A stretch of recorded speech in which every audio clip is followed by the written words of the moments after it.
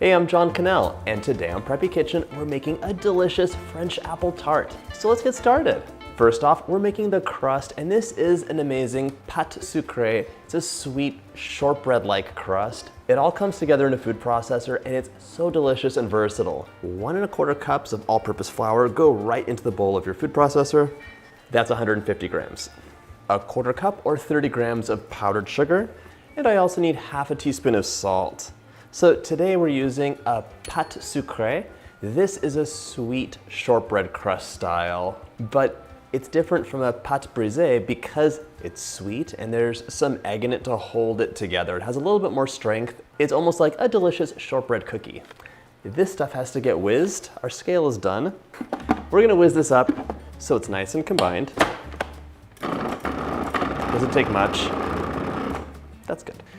Now we have to add some butter in, but because we're making pastry, it's rock hard butter.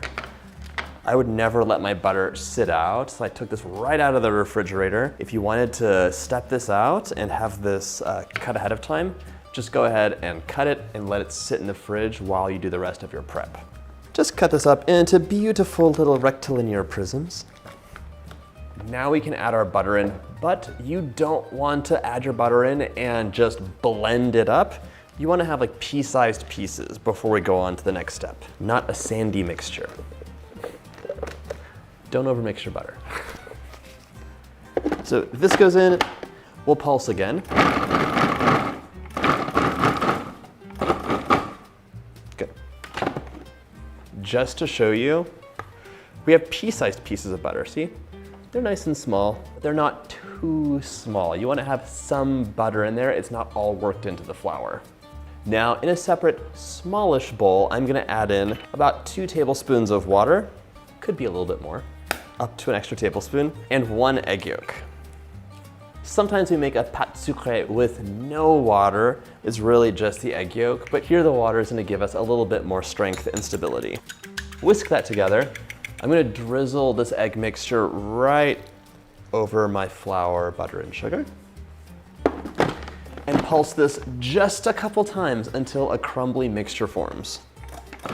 If you wanna see a whole video on pâte sucrée and pâte brisée, and like how you can make them by hand, you let me know and I could do that for you. It'd be really fun. Okay. So, this is not looking as crumbly and like put together as I'd like, so I'm taking an extra couple teaspoons of water and pulsing that in. If you're not into using water, you could use 2 egg yolks. So right now, I have a weird looking mixture. It's like an off cottage cheese.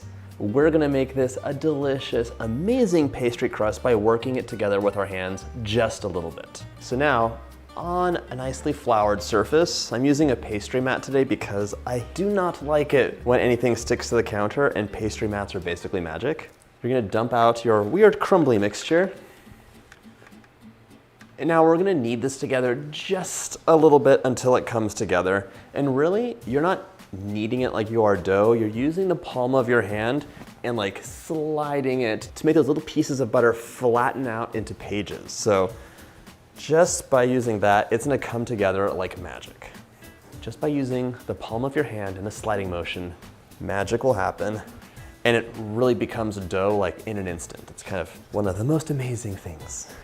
And this is a classic French tart. It's simple, it's a pâte sucrée with the apples. They're baked with some sweeteners and spices, and it's just delicious. There are lots of variations. Some could have almonds, you could have a custard, you could have both, and they're all delicious, but this is one of my favorites because when I was a little boy helping my dad at work, there was a French bakery that opened up, and they had just amazing freshly baked treats. My favorite of which was a tarte aux pommes. I would have one like almost every day in the summer, and it just brings back all these memories. Classic, delicious, and easy. Okay, this starts softening up really quickly. So we're gonna flour our surface again, grab a rolling pin, which we will flour as well, and roll this into a 12-inch circle. If you're making an apple tart on a warm day and everything is falling apart, a pastry mat's so good because you can lift the whole thing and pop it into the fridge or freezer to chill out. It's happened to me before. Keep cleaning your rolling pin adding more flour as needed, and just roll that out. We need 12 inches of pastry. Perfect, 12 inches. Now we're gonna carefully roll this onto your rolling pin. Again, so nice to do with a pastry mat. And it gets transferred to a tart pan. It should be a 10-inch, but this is actually like a 9.5-incher. It'll be fine. Gracefully add that in there. And now you wanna push the dough in. Don't stretch the dough. We wanna do everything in our power to not have this crust shrink. And part of that is gently pressing it towards the corner instead of stretching it in. I'm even pressing down on the vertical side just to make it a little bit fatter so it has more strength. Because this is a 1/2 inch smaller, I have a little bit more excess dough than you will at home, but that's okay. Use your thumbs to gently press the dough into the scalloped edge. Now we're using a sharp knife to trim the edge off so it's nice and level. This looks great, but let me tell you something. If you baked this up right now, it would all melt. It would melt and seep through this hole in here and be a horrible mess. You need to freeze this for 45 minutes until it's solid, and then we're gonna blind bake it, because if you don't blind bake this crust, it's gonna be mushy in the middle, and all the recipes that tell you otherwise are not being honest. Into the freezer, which is right here. I have a little bit of extra dough. I can't let it go to waste, so I've dragged out one of my tart rings, just roll this out to about 1/8 of an inch, and then we're going to make a little baby apple tart. I usually use a different recipe for my perfect little tarts, so we'll see if this works, but I feel like it'll be good. Give that a cut, place your circle onto a mat. This ring goes right over here because you bake the ring together. Now you put that into the ring, press all that into the mold, and then once again, use a sharp knife to cut it off. And this goes in the freezer too, and we'll just bake them up and see how they turn out. Never waste pastry dough. 45 minutes or more later, ooh, this pie crust is ice cold and rock hard. It's ready to go into the oven for a partial bake, but we wanna line it with some pie weights just to make sure that it doesn't dome up. There's a lot of steam that could make the bottom rise and distort the shell. You don't wanna just dump pie weights into your crust though, so I'm folding some parchment paper, making a round, which I then frill like a sad snowflake. Plop that right in there. Now we're gonna add our pie weights. These are reusable ones, but you could use dried beans if you want to. Place this onto a rimmed baking sheet. This goes into the oven, 400 degrees for 15 minutes. In the meantime, we're gonna work on that filling. While our shell is blind baking, we're gonna peel about 4 apples, maybe 3 if they're really big, and cut them in a way that's super simple but gives you a beautiful pattern. First, the peeling, and you can use basically any apple that you really love. I love Honeycrisp, but you could use Granny Smith, Cosmic Crisp, the list goes on. If you want to use a soft baking apple like a Cortland or a Macintosh, you can totally do that, but the top will be much softer and it won't hold its shape as well. So if you love a gooey apple top, go ahead. Otherwise, I maybe would suggest a crisper baking apple. Once your apples are all peeled, it's time to give them a slice. Grab a sharp knife and cut the flesh from the core.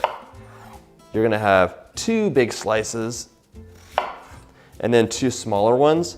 The only thing that's important is to have a flat bottom. So my core looks like a rectilinear prism and the rest of the apple pieces can sit flat. Now it's time to slice our apple, and I want you to slice it fairly thinly. This apple tart's not gonna bake for a super long time, and you want the apple to be like nice and soft and like bubbling in that cinnamon sugar. One thing that's important if you want your tart to look nice is to keep all your slices together. So slice, but then just have your sections of apple that have been sliced. So this will stay together, and so on and so forth. We're gonna fan these out into like a pretty but easy arrangement, and you wanna have all your fan slices be matching up. If this seems a little fussy to you and you're like, I don't wanna do this, this is way too much precision slicing, I understand. And you don't have to. You could just use a mandolin and run the apples through that, and then toss them in and press them down. It'll be just as delicious, and under a scoop of ice cream, it'll be just as pretty as well. However, I will tell you, a mandolin is the one tool I will not have in my kitchen because I'm deathly afraid of it. Some people are afraid of spiders or sharks. I'm afraid of mandolins. It makes my blood run cold. Ah. I love this tart just on its own, and I do love a scoop of ice cream or a big dollop of whipped cream with it. If you wanted to add something to the tart itself to make it really tasty, you could add in frangipane to the bottom. You could add in like a custard base to the bottom as well. But that changes a lot of the components of the recipe. If you'd like to see that on the channel, you let me know. I think that would be like a tarte aux pommes Normandie. My apple's all sliced, I'm setting that aside, and now I just need a simple cinnamon sugar to sprinkle hither and thither. So grab cinnamon, sugar, and a small bowl. Oh my gosh. Just at that moment, my timer went off. Once that shell's out of the oven, reduce temperature to 350. It's actually sizzling a bit from the butter, but because we froze it and used the pie weights, it's not puffed and it kept its shape. Carefully remove the parchment paper. Scoop those back in. My shell can cool down for a bit while we make our cinnamon sugar, so grab a 1/4 cup of granulated sugar, add that to your bowl.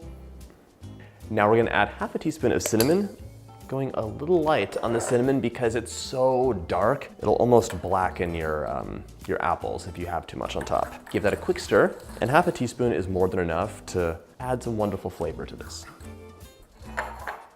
And now we're almost ready to assemble. We just need to melt 4 tablespoons of butter. You could use salted or unsalted, it's up to you. Grab 1 tablespoon of your cinnamon sugar. We're gonna sprinkle this over the bottom of our tart shell. It's like a perfectly sweet tart. There's not too much sugar on here. A nice even layer. Now grab your sections of apple, fan them out, and we're gonna arrange them onto our tart shell. Just find a way to make them all fit together and it'll look beautiful. You can kind of arrange them like a parquet floor, so forward to the side, or like a checkerboard pattern. Your apples are gonna shrink when they bake, so don't be afraid to really crowd them on the pie. Tart. You'll end up with some gaps here and there. You can either cut your apples or just find the small pieces to fill them in. Just don't worry about having some open space. It's gonna happen because the apples, as I said, will shrink up in the bake. Okay. I'm done finessing the apples. Now we're gonna drizzle a 1/4 cup of melted butter all over the top. And you can use a brush to kind of spread it out if you want to. There we go. Apples and butter, cinnamon sugar. There. Just a little brushing to spread the love around. The final touch is to sprinkle the remaining sugar all over the apples. My baby tart got blind baked just like the big one. 1 portion of apple sliced in there. Sprinkle some more sugar over it. Pour a little butter on top. My tarte aux pommes is ready to go into the oven, 350 for about 45 minutes or until these apples are bubbling and it looks amazing. In you go. My tart's out of the oven and just cool enough to touch, barely. So I'm transferring this over onto a stand. And you saw how easily that was removed. It's because it was baked throughout. There were no soggy soft bits. I melted about a 1/4 cup of apricot jam in the microwave, and we're just gonna brush this liberally over the tops. It'll give you a nice gloss that'll help preserve the apples because they will dry out fairly quickly. And it also tastes delicious. Brush, brush, brush, and they'll like melt all into the apples and just be amazing. So beautiful. I cannot wait to slice into this tonight with my family. But with you, I'll enjoy the mini. Look how cute that is. All made with scraps. That is delightful. So crisp and buttery on the outside, perfectly sweet, and wonderful apple infused with cinnamon sugar. It actually takes my breath away and brings back all the childhood memories. I hope you get a chance to make this recipe, and if you like this video, check out my apple playlist.